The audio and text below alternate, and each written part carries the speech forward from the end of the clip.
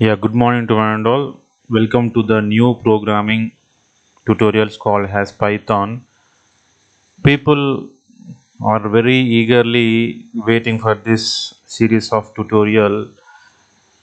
The reason behind the wait is like Python is giving you many opportunities in the market to settle down very fast in the software field or your desired field.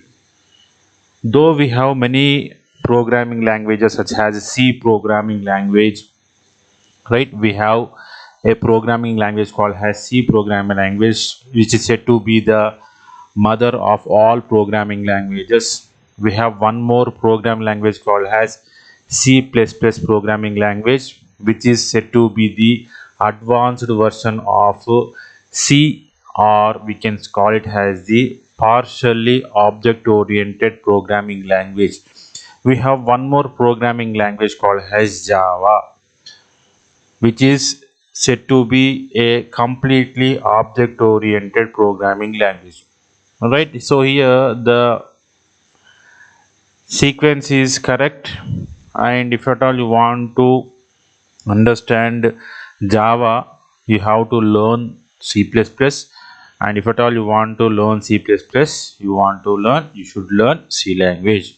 That means each and every language is a link to the next upcoming language. That means if at all you want to learn any other language, any language, existing language, you have to have some prerequisites, like you should have knowledge of the previous programming languages that are been introduced before the present language. This is a bit problem. Why? Because in a rough estimation, you can consider learning C will take almost 90 days of time for a clear cut idea of the concepts and the implementation. I am giving you 90 days because it is a very basic language, and prior to this language you may not have any other programming language, so you should be thorough with each and every concept and the implementation. Now when you have some good knowledge of C language, if you start C++, it will take 60 days of time for easy understanding. And if at all you take Java will take nearly 90 days of time to around 6 months of time. So this is how you have to come to estimate of time taken by different programming languages available in the market. So if at all you consider this as a biggest problem, then there is a solution for this problem. Like, we have a language called as Python language, the present trending programming language in the market, which is giving you a handsome salary within the less amount of time. So now I can say you, like, if at all you want to learn Python, there is no prerequisite. Just if at all you understand computer usage, if at all you have a basic understanding of any programming language, then that's enough for learning Python. And Python can be learned in 3 weeks to 6 weeks time. So the first point which is attracting the people is no prerequisite is required. No prerequisite is there for learning Python. Just having, the second one is just having a basic knowledge of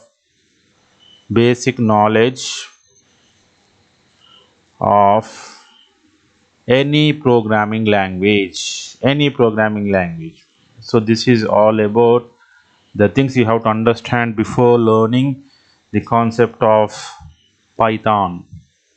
Now what we'll do is, in this class we'll be discussing about two things, right? The first one is the features of Python language. The first one, I will be discussing two topics here. The first one is features of Python language. The second one is the prerequisites required. Prerequisites, right? So let's start the programming language in the next slide. Now we are talking about the features of Python. Features of Python. The first feature is general purpose. General purpose. So whenever you are talking about the Python programming language is said to be a general purpose programming language because using this Python you can develop any type of application. It's very simple. Using this programming language you can develop any type of application, This is the point number one you have to understand. Now we will be talking about the second feature we do have when you're talking about Python. So Python, I can say that Python is interactive. Python is interactive. So whenever you are trying to develop some code in Python, so what you will do is you just open a command prompt and just start typing your code. So there is no need of special softwares, there is no need of special interfaces, there is no need of special IDEs to be used, just like we use Eclipse, NetBeans in Java. So whenever you are talking about Java, in Java, if at all you want to develop the programming code, you require the IDEs like NetBeans or the Eclipse, right?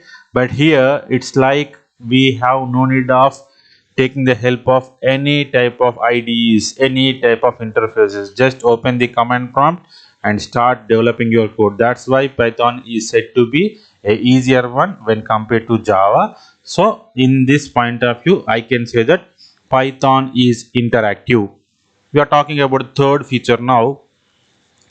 Third feature is, we can say that Python is interpreted. Python is interpreted. Why we are saying Python is interpreted is whenever you are developing some code, we need not to compile the code before execution, before executing. So there is no need of going for execution, just there is no need of going for compilation, just you can go for execution. That means the step like checking errors is not there in the concept of Python. This is the third feature we do have. We are talking about the fourth feature now. Fourth feature is object oriented. Object oriented. So the major drawback of all the other programming languages available in the market when compared to Java is the only language which is considered to be an object oriented, fully supported object oriented program language. Why? Because in Java everything is represented using an object, which is making the user's task very much simpler, and that is the reason why the Java has become more popular. So here Python is giving a tough competition to Java by supporting a feature called as object oriented, where everything will be represented in the form of an object and it will support all the features of object oriented programming language. So we can say that Python is object oriented programming language, right? Next one is the fifth feature is high level programming language. High level programming language.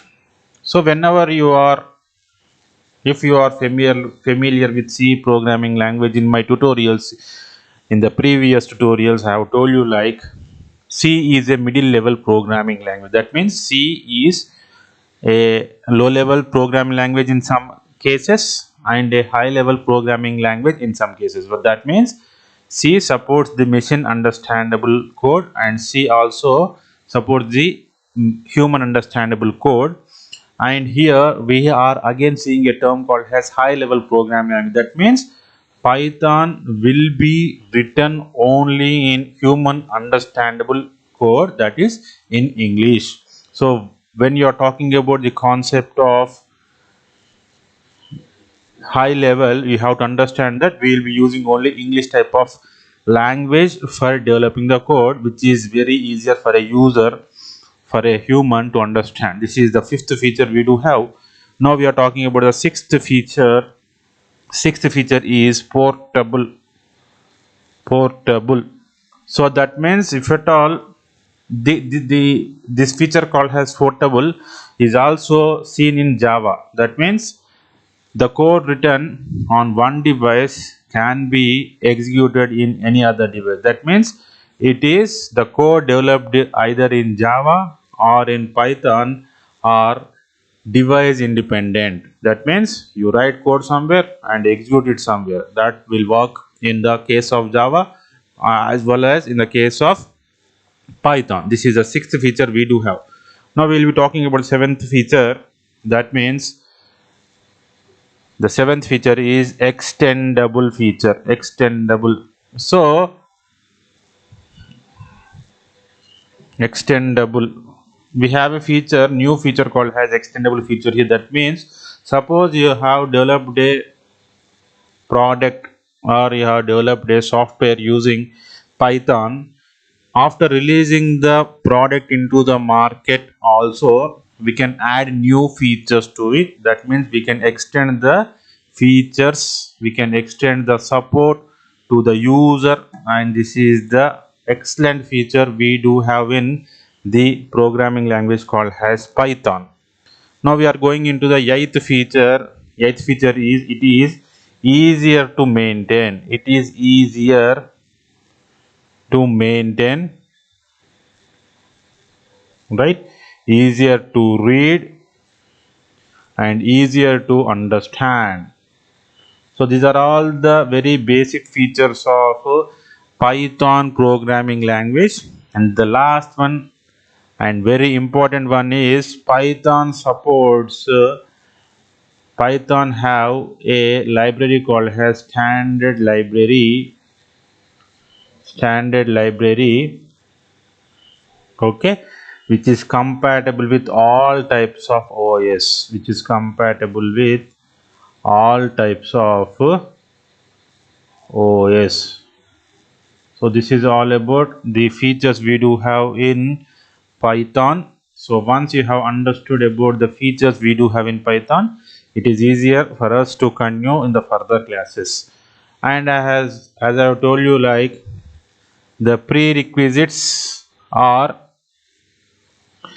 there is no requirement of any expertness in any programming language, and if you have any basic knowledge of any programming language, I am not specifying any particular programming language, you have to understand how a program is being developed, and you have to understand how a program is being executed and how we will be getting the output.